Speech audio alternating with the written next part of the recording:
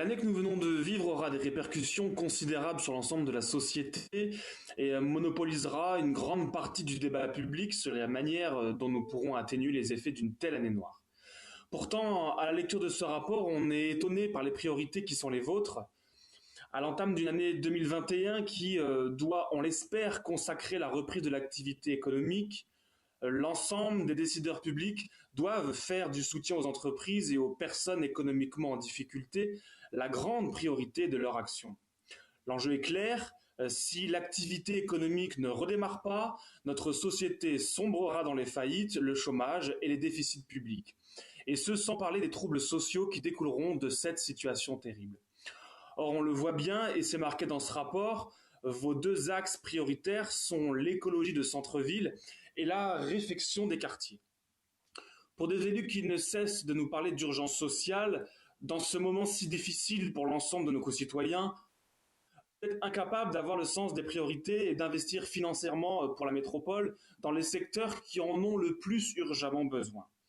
Permettez-moi de vous signaler que l'urgence en ce moment, ce n'est pas d'accélérer votre agenda politique en matière de transition écologique, mais d'empêcher les entreprises de fermer et donc de leur permettre de continuer à payer des taxes qui viendront dans les années qui viennent financer vos projets. Il y a de plus un certain nombre de mesures qui interrogent dans ces orientations budgétaires, notamment par exemple la volonté de réduire le poids de la poubelle d'ordures ménagères.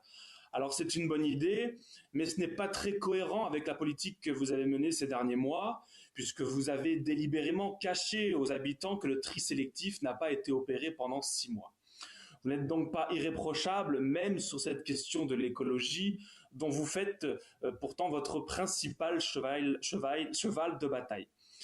Votre deuxième axe prioritaire, ce n'est pas une surprise, cette volonté d'inonder d'argent public les quartiers qui sont déjà en permanence inondés de milliards depuis des décennies, soi-disant pour faire de la solidarité, mais surtout pour arroser une clientèle électorale tout en combattant avec succès, bien entendu, la criminalité, les trafics et le communautarisme qui ne sont désormais que de vieux souvenirs. Alors c'est promis, les quartiers prioritaires sont des lieux où les habitants reviennent s'installer, où ils veulent fonder une famille, puisque maintenant ils se chauffent et s'éclairent aux énergies renouvelables, fabriquent du compost dans leur cuisine et jettent leurs poubelles sur des parterres de fleurs en plastique pour leur faire oublier que les dealers s'introduisent dans les crèches. Je vais vous donner un scoop. Si ces quartiers sont en difficulté, c'est parce que personne ne veut s'y installer et parce que ceux qui y vivent ne rêvent que d'une chose, c'est d'en partir. Et ça, c'est à cause de vous. Vous pourriez affecter l'intégralité des crédits des 5 prochains budgets du mandat à ces quartiers. Vous pourriez accorder la gratuité pour tout ce à quoi la métro a la compétence, développer encore un peu plus les transports, construire des théâtres, aménager des parcs, construire des piscines olympiques, des stades et paver d'or les rues, que la situation de ces quartiers continuera à se dégrader parce que le problème de ces quartiers n'est pas un problème social. Il s'agit donc d'argent purement et simplement gaspillé dans un moment où les recettes se raréfient et où les besoins sociaux sont véritables, les besoins sociaux véritables sont de plus en plus grands. Il s'agira donc évidemment d'un budget irresponsable, totalement déconnecté des réalités du moment que vous nous présenterez.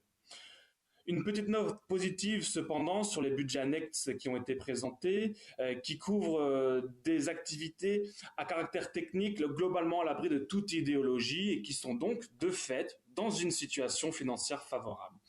Comme quoi, quand on utilise un budget pour faire de l'utile et non du futile, on arrive à avoir des services à la fois performants et rentables, mais il s'agira évidemment d'un piètre lot de consolation quand on voit l'argent que vous vous apprêtez une nouvelle fois à gaspiller au lieu de le dépenser en soutien à l'activité économique et au secteur qui en ont véritablement besoin. Je vous remercie. La parole est à Laurent Tauviste.